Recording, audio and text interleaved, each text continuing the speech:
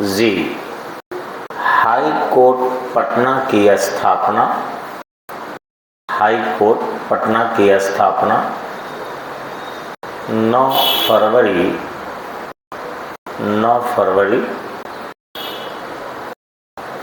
1916 को हुआ। 9 फरवरी 1916 को हुआ। जी जी।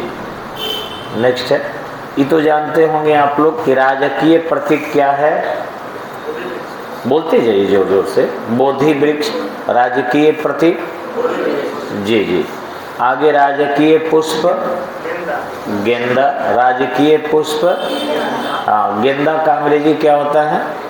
Marie Gold, Marie Gold, Marie Gold. आगे राजकीय पक्षी गौरैया यानी स्पैरो, गौरैया यानी घरेलू गौरैया जो हम लोगों के घरों में रहती है वह गौरैया है यानी स्पैरो। राजकीय पशु, हाँ, बैल माने कौन? वृषभ वाला बैल, टील्हेदार बैल जिसके पीठ पर टील होता है निकला हुआ ऐसे, वो पुराने जमाने का इंडियन ऑक्स, इंडियन ऑक्स। आगे है राजकीय वृक्ष पीपल वृक्ष, न राजकीय प्रतीक है बोधि वृक्ष और राजकीय वृक्ष है पीपल वृक्ष। दोनों के डिफरेंस से ध्यान रखना है। प्रतीक का है तबे बोधि वृक्ष और राजकीय वृक्ष है तो पीपल, क्योंकि बोधि वृक्ष एक गो है बिहार में, बोध गया में, और पीपल तो जहाँ तहाँ भरे पड़ल है। जी जी। आगे है राजकीय मछली देसी मांगुर, चाइनीज मांगुर ना देसी मांगुर, ये ध्यान रखिएगा। आगे है राजकीय खेल जी जा, हाँ तू सही करी, कबड्डी कबड्डी हिंदी में कबड्डी बोलते हैं, हम लोग कहते कबड्डी कबड्डी।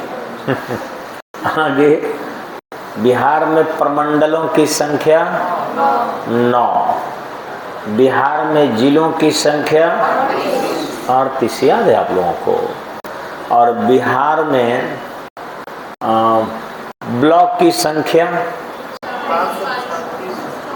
जी 534, बिहार में ब्लॉक की संख्या 534। अनुमंडलों की संख्या मीन्स सब डिवीजन ना 104। कितना दिन से 104 कर रहे हैं बताइए?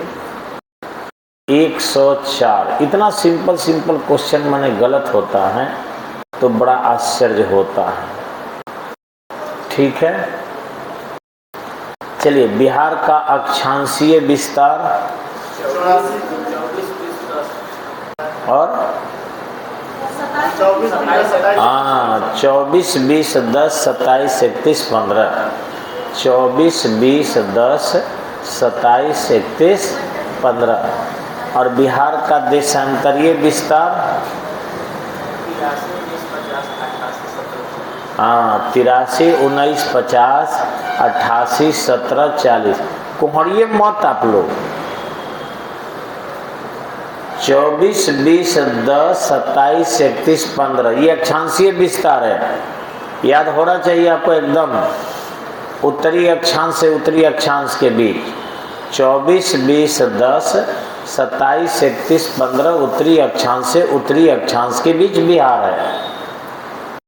नखरा मार्ग ना लिखे हैं, किताब में देख लें, टाइम मिलेगा किताब देखने का। यही के यही पी जाइए पूरा का पूरा। घर किसने अब देखा है? तो 24, 20, 10, 27, 31, 15 उत्तरी अक्षांश से उत्तरी अक्षांश के बीच, यानी 24 डिग्री 20 मिनट 10 सेकेंड उत्तरी अक्षांश से 27 डिग्री 27, 31, 15 27 डिग्री 31 मिनट और फिर 15 सेकेंड उत्तरी अक्षांश के बीच। और देशांतर में क्या है आपको? तो पूर्वी देशांतर से पूर्वी देशांतर के बीच, तो वहाँ होगा 83, 19, 50, यानी 83 डिग्री 19 मिनट 50 सेकेंड पूर्वी देशांतर से 83 19 50 88 17 40 88 डिग्री 17 मिनट 40 सेकेंड पूर्वी देशांतर के बीच।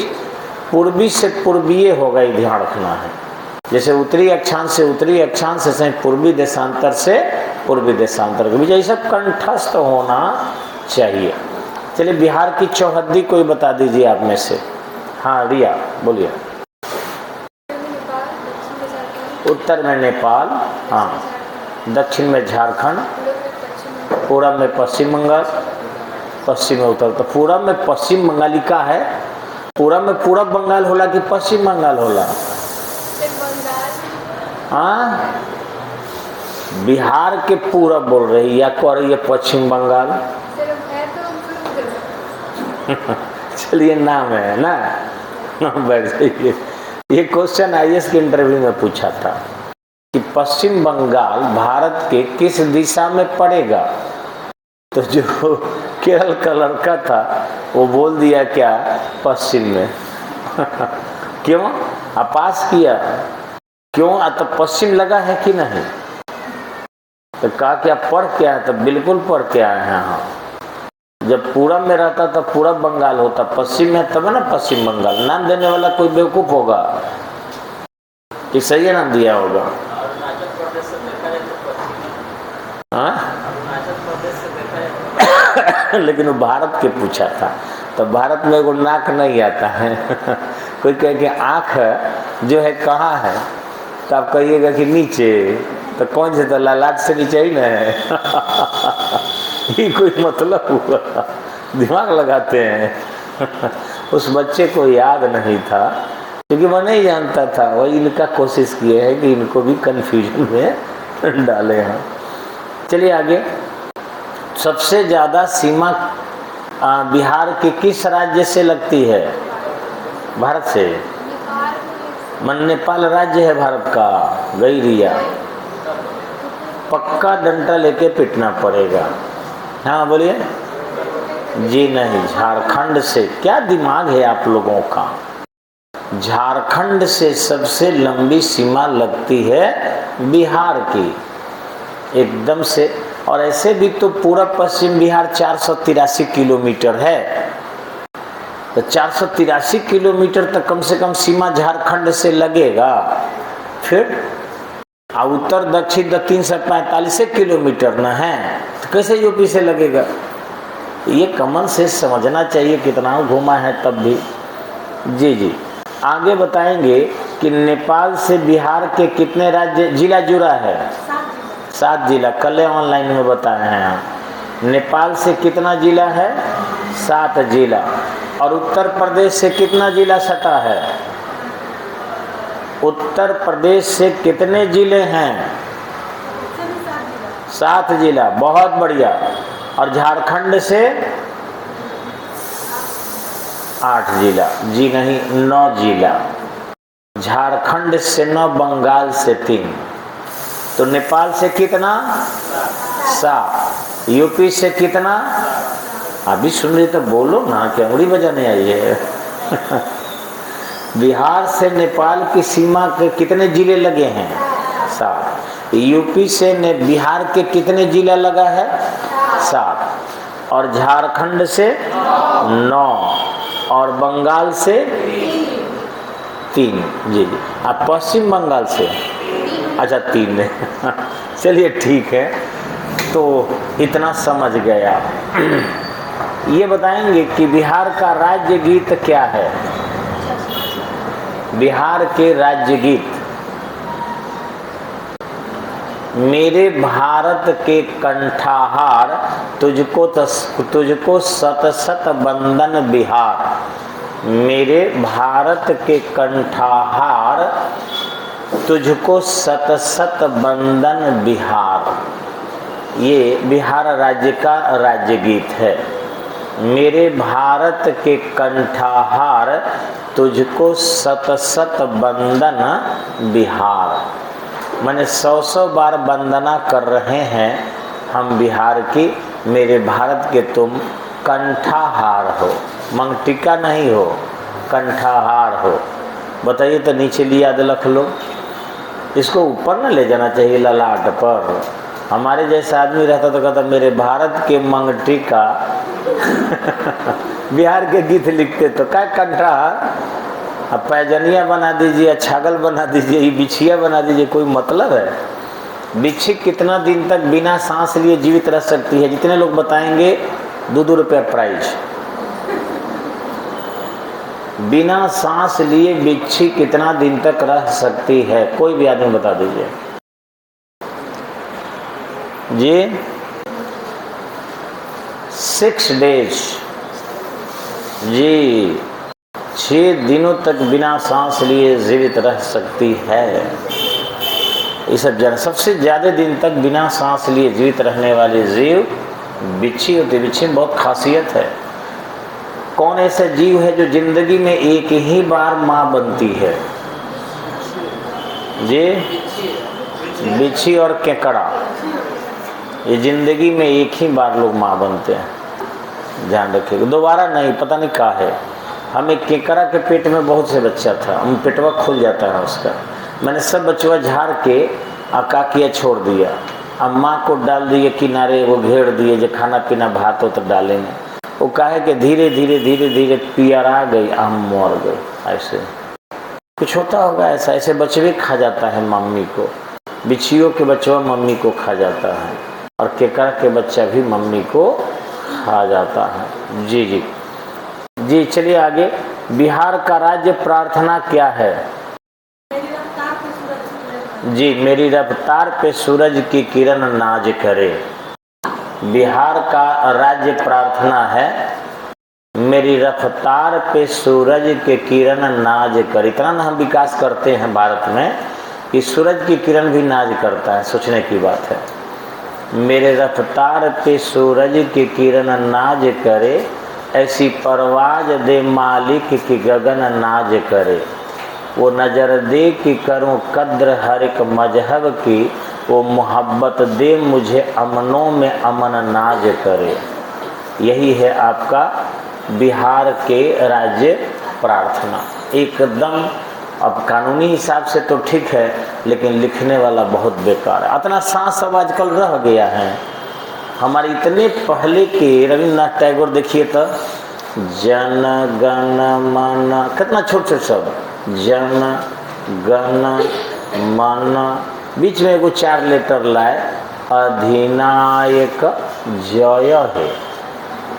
देखिए तो आज की कविता आप भी अगर लिखकर प्रसिद्ध बनना चाहते हैं तो सिंपल टेक्निक है कि दुनिया के सबसे छोट वर्ड और सबसे छोट वाक्य होना चाहिए आपका। अगर बड़े वाक्य हो गए तो समझ लीजिए कि आप गए। तुलसीदास जी उतना पुराना थे, देखिए क्या लगते हैं।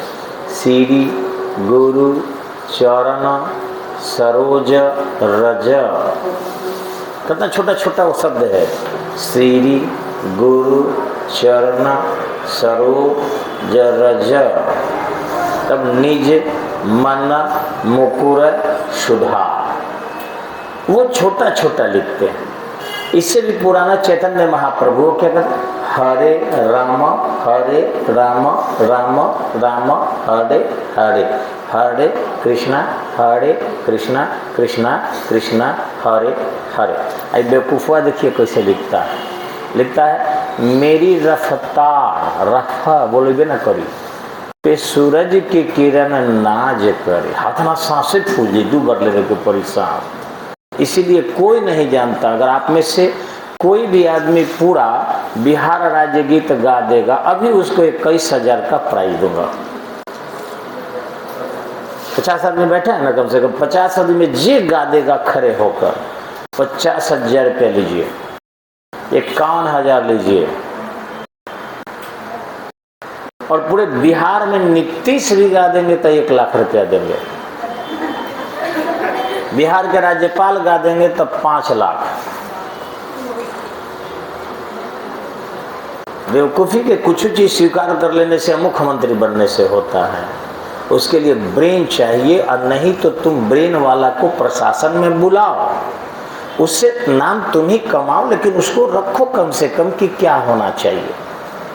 कुछ के कुछ कोनो लिख दिया। अमीर सुबहानी के कब्जा में थे, वो होम सेक्रेटरी रहा है कम से कम 15 साल, तब सब उर्दू फारसी लफ्ज को ठूस दिए हैं इसमें। अब तो पिछले साल हम लोग प्रयत्न किए, 1 साल पहले, तब जाके अमीर सुबहानी का मंत्रालय बदला है। तो इस तरीके से इतना प्रभाव में किसी चीफ मिनिस्टर को नहीं आना चाहिए।